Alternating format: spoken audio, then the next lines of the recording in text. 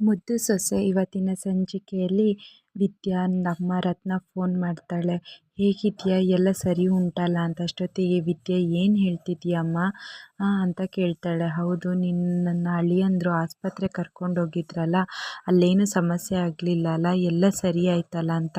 ನಿನಗೆ ಹೆಂಗಮ್ಮ ಗೊತ್ತಾಯಿತು ಅಂತ ಹೇಳ್ತಾಳೆ. ಯಾಕಂದರೆ ನಾನು ಆಸ್ಪತ್ರೆಗೆ ಬಂದಿದ್ದೆ, ನಾನು ಅಲ್ಲೇ ಇದ್ದೆ ಅಂತ ನಡೆದಿದ್ದ ಘಟನೆ ಎಲ್ಲ ಹೇಳ್ತಾಳೆ. ಅಷ್ಟೊತ್ತಿಗೆ ವಿದ್ಯೆ ಇದ್ದವಳು, ಯಾಕಮ್ಮ ಈ ಥರ ಮಾಡಿದೆ, ನೀನು ಮಾಡಿದ ತಪ್ಪಲ್ವಾ, ನೀನು ಹೇಳಿದ ಒಂದು ಸುಳ್ಳಿಂದ ನಾನು ಇಲ್ಲಿ ತನಕ ಇನ್ನೂ ಕಷ್ಟ ಅನುಭವಿಸ್ತಿದ್ದೀನಿ. ಇವತ್ತೆಲ್ಲ ನಿಜ ಗೊತ್ತಾಗಬೇಕಿತ್ತು. ಏನು ಮಾಡ್ತಿದ್ರು, ಒಂದು ಹಟ್ಟಿಯಿಂದ ಹೊರಗೆ ಹಾಕ್ತಿದ್ರು, ಇಲ್ಲ ಶಿಕ್ಷೆ ಕೊಡ್ತಿದ್ರು, ಇವತ್ತಿಗೆಲ್ಲ ಮುಗ್ದೋಗ್ತಿತ್ತಲ್ಲಮ್ಮ.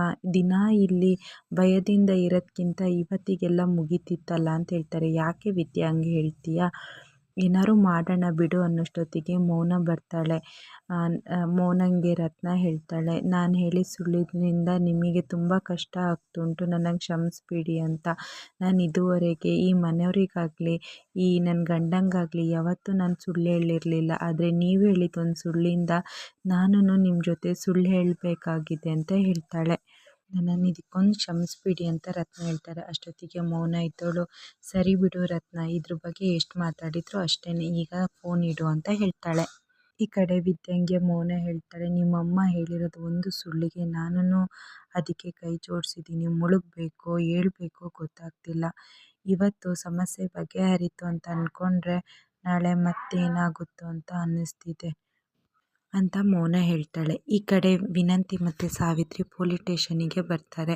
ವಿನಂತಿ ಹೇಳ್ತಾಳೆ, ಬೇಡ ಅಮ್ಮ, ಮನೆಗೆ ಹೋಗೋಣ, ನಾವು ಯಾಕೆ ಈ ಥರ ಮಾಡೋದು, ನೀನು ಸುಮ್ಮನೆ ಇರು, ನೀನು ನಾನು ಹೇಳ್ದಂಗೆ ಹೇಳು, ಮತ್ತೆ ನಂಗೆ ಏನು ಮಾಡಬೇಕು ಅಂತ ಗೊತ್ತುಂಟು ಅಂತ ಹೇಳ್ತಾಳೆ. ಅಷ್ಟೊತ್ತಿಗೆ ಇನ್ಸ್ಪೆಕ್ಟರು ಕರೀತಾರೆ. ಏನು, ಒಂದು ಫೋನ್ ಮಾಡಿ ಹೇಳಿದರೆ ನಾನೇ ಬರ್ತಿದ್ನಲ್ಲ ಅಂತ ಹೇಳ್ತಾರೆ. ಮಿನಿಸ್ಟ್ರ್ ಹತ್ರನೇ ಒಂದು ಫೋನ್ ಮಾಡಿಸೋದಲ್ವ ಅಂತ ಹೇಳ್ತಾರೆ. ಅಷ್ಟೊತ್ತಿಗೆ ಸಾವಿತ್ರಿ ಇದ್ದವಳು, ಮಿನಿಸ್ಟ್ರು ಮಗನಿಗೆ ಕಂಪ್ಲೇಂಟ್ ಕೊಡಬೇಕಾಗಿತ್ತು, ಅದಕ್ಕೆ ನಾವು ಬಂದು ಅಂತ ಹೇಳ್ತಾರೆ. ಹೌದಾ, ಏನು ಅಂತ ಪೊಲೀಸ್ ಕೇಳ್ತಾನೆ.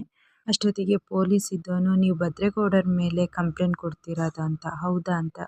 ಹೌದು ಅಂತ ಸಾವಿತ್ರಿ ವಿನಂತಿ ಹೇಳ್ತಾರೆ. ಸರಿ ಮೇಡಮ್, ಏನಾಗಿದ್ದು ಅಂದಾಗ ವಿನಂತಿ, ಭದ್ರೇಗೌಡ ನನ್ನನ್ನು ಹಾಳು ಮಾಡ್ದ ಅಂತೆಲ್ಲ ಹೇಳ್ತಾರೆ. ಅಷ್ಟೊತ್ತಿಗೆ ಇನ್ಸ್ಪೆಕ್ಟರ್ ಇದ್ದವನು, ನೀವು ಯಾರ ಮೇಲೆ ಕಂಪ್ಲೇಂಟ್ ಕೊಡ್ತಿದ್ದೀರಾ ಗೊತ್ತಾ, ನಿಮ್ಮ ಸ್ವಂತ ಅಣ್ಣನ ಮೇಲೆ ಅಂತ ಹೇಳ್ತಾರೆ. ಅಷ್ಟೊತ್ತಿಗೆ ಸಾವಿತ್ರಿ ಇದ್ದವಳು, ನಿಮಗೆ ಕಂಪ್ಲೇಂಟ್ ತಗೊಳಕ್ಕಾಗಲ್ಲ ಅಂದರೆ ಹೇಳಿ, ನಾವು ಕಮಿಷನರ್ ಹತ್ರ ಹೋಗ್ತೀನಿ ಅಂತ ಹೇಳ್ತಾರೆ. ಸರಿ ಮೇಡಮ್, ಈಗೇನು ಕಂಪ್ಲೇಂಟ್ ತಗೊಳ್ಬೇಕಾ, ಆಯಿತು ಬಿಡಿ, ಕಂಪ್ಲೇಂಟ್ ತಗೊಳ್ಳೋಣ ಅಂತ ಪೊಲೀಸ್ ಹೇಳ್ತಾನೆ. ಈ ಕಡೆ ವಿದ್ಯಾ ರೂಮಲ್ಲಿರ್ತಾರೆ. ಭದ್ರೇಗೌಡ ಒಂದು ಫೋಟೋ ಫ್ರೇಮ್ ತಗೊಂಡು ಬಂದು ವಿದ್ಯಾನಿಗೆ ಕೊಡ್ತಾಳೆ. ಇದೇನು ಹೇಳಮ್ಮಿ ಅಂತ.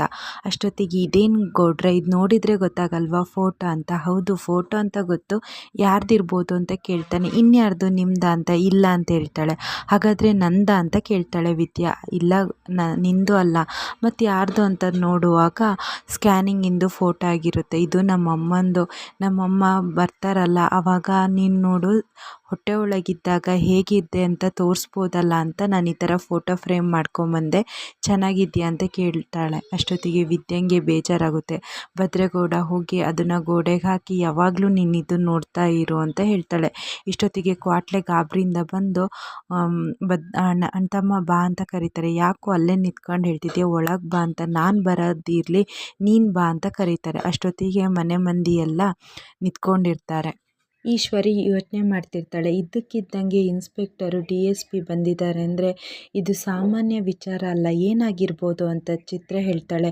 ನನಗೆ ನಮ್ಮ ಗೊತ್ತು ಅಂತ, ನನಗೆ ಗೊತ್ತಿಲ್ಲ, ಇನ್ನು ನಿನಗೆ ಹೆಂಗೆ ಗೊತ್ತಾಗಿರ್ಬೋದು ಅಂತ. ಅಷ್ಟೊತ್ತಿಗೆ ಪೊಲೀಸರ ಹತ್ರ ಶಿವರಾಮೇಗೌಡ ಕೇಳ್ತಾನೆ, ನೀವೇನು ಇಲ್ಲಿ ತನಕ ಬಂದಿದ್ದು ಅಂತ. ಅಷ್ಟೊತ್ತಿಗೆ, ನಿಮಗೆ ಸಾವಿತ್ರಿ ಅಂತ ಗೊತ್ತಿದೆಯಾ ಅಂತ ಕೇಳ್ತಾರೆ. ಅಷ್ಟೊತ್ತಿಗೆ ಈಶ್ವರಿ ಅಂದ್ಕೊಳ್ತಾಳೆ, ಹಾಗಾದರೆ ಇವಳು ಪೊಲೀಸ್ ಸ್ಟೇಷನಿಗೆ ಹೋಗಿ ಕಂಪ್ಲೇಂಟ್ ಕೊಟ್ಟಿದ್ದಾಳೆ, ಪೊಲೀಸ್ ಸ್ಟೇಷನ್ ತನಕ ಹೋಗಿದ್ದಾರೆ ಅಂದರೆ ಅಪ್ಪ ಮಗನ ಎಲ್ಲಿ ತನಕ ತಂದು ನಿಲ್ಲಿಸ್ತಾರೋ ನೋಡಲೇಬೇಕು ಅಂತ ಈಶ್ವರಿ ಹೇಳ್ತಾಳೆ.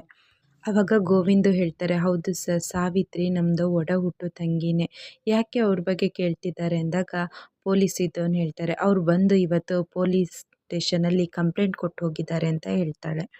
ಅವ್ರು ಇವತ್ತು ಬೆಳಗ್ಗೆ ಪೊಲೀಸ್ ಸ್ಟೇಷನಿಗೆ ಬಂದು ಭದ್ರೇಗೌಡರ ಮೇಲೆ ಕಂಪ್ಲೇಂಟ್ ಕೊಟ್ಟಿದ್ದಾರೆ ಅಂತ ಹೇಳ್ತಾರೆ. DSP ಇದ್ದವರು ಹೇಳ್ತಾರೆ, ನೀವೇನಾದ್ರು ಈ ಕಂಪ್ಲೇಂಟ್ ನಾವು ತಗೊಂಡ್ರೆ ನಿಮ್ಮ ಮಗನಿಗೆ ತೊಂದರೆ, ತಗೊಳ್ಳಲ್ಲ ಅಂದರೆ ನಿಮಗೆ ತೊಂದರೆ ಅಂತ ಹೇಳ್ತಾರೆ. ಇದು ಹೆಣ್ಮಕ್ಳು ವಿಚಾರ ಆಗಿರೋದ್ರಿಂದ ನಿಮಗೆ ಸಮಸ್ಯೆ ಬರ್ಬೋದು ಅಂತ ಹೇಳ್ತಾರೆ. ಅಷ್ಟೊತ್ತಿಗೆ ಅಮ್ಮಮ್ಮ ಇದ್ದವರು ನೋಡು ಯೋಚನೆ ಮಾಡು ಅಂತ ಹೇಳ್ತಾರೆ. ಅಷ್ಟೊತ್ತಿಗೆ ಶಿವರಾಮೇಗೌಡ ಇದ್ದವನು ಇದು ನನ್ನ ಮಗನ ಮೇಲೆ ಮಾಡಿರೋ ಸಂಚು ಅಂತ ಹೇಳ್ತಾರೆ. ಹಾಗಂತ ಅಂದ್ಕೊಂಡು ನಾವು ಕಂಪ್ಲೇಂಟ್ ತಗೊಳ್ಳಲ್ಲ ಅಂದರೆ ಇದು ತುಂಬ ಗಂಭೀರವಾಗುತ್ತೆ ಸರ್ ಅಂತ ಹೇಳ್ತಾನೆ. ಶಿವರಾಮೇಗೌಡ ಹೇಳ್ತಾನೆ, ಇದನ್ನು ನಾವೇ ಬಗೆಹರಿಸ್ತೀವಿ ಅಂತ. ಆಯಿತು ಅಂತ DSP ಅಲ್ಲಿಗೆ ಹೋಗ್ತಾರೆ. ಅಷ್ಟೊತ್ತಿಗೆ ಪೊಲೀಸ್ ಸ್ಟೇಷನಲ್ಲಿ ಸಾವಿತ್ರಿ ಮತ್ತು ವಿನಂತಿ ಇರ್ತಾರೆ. ನಮಗೆ ಇಲ್ಲಿ ನ್ಯಾಯ ಸಿಗಲ್ಲ ಅಂದರೆ ನಮಗೆಲ್ಲಿ ಸಿಕ್ಕುತ್ತೋ ಅಲ್ಲಿಗೆ ಹೋಗ್ತೀವಿ ಅಂತ. ಅಷ್ಟೊತ್ತಿಗೆ ಪೊಲೀಸ್ ಬಂದು, ಏನು ಸರ್ 2 ನಿಮಿಷದಲ್ಲಿ ಬರ್ತೀನಿ ಅಂತ ಹೋಗಿ 2 ಗಂಟೆ ಆದರೂ ನೀವು ಬರಲಿಲ್ಲ ಅಲ್ಲ, ಯಾಕೆ ಮಿನಿಸ್ಟ್ರು ಮಗನ ಮೇಲೆ ಕಂಪ್ಲೇಂಟ್ ಕೊಟ್ಟು ಅಂತಾನಾ? ಮಿನಿಸ್ಟ್ರು ಮಗನ ಮೇಲೆ ಕಂಪ್ಲೇಂಟ್ ಕೊಟ್ಟರೆ ಏನಾಯಿತು, ನಮಗೆ ನ್ಯಾಯ ಬೇಕಲ್ಲ ಅಂತ ಕೇಳಿದರು. ಇಷ್ಟು ಇವತ್ತಿನ ಸಂಚಿಕೆಯಲ್ಲಿ ನಡೆದಿದೆ.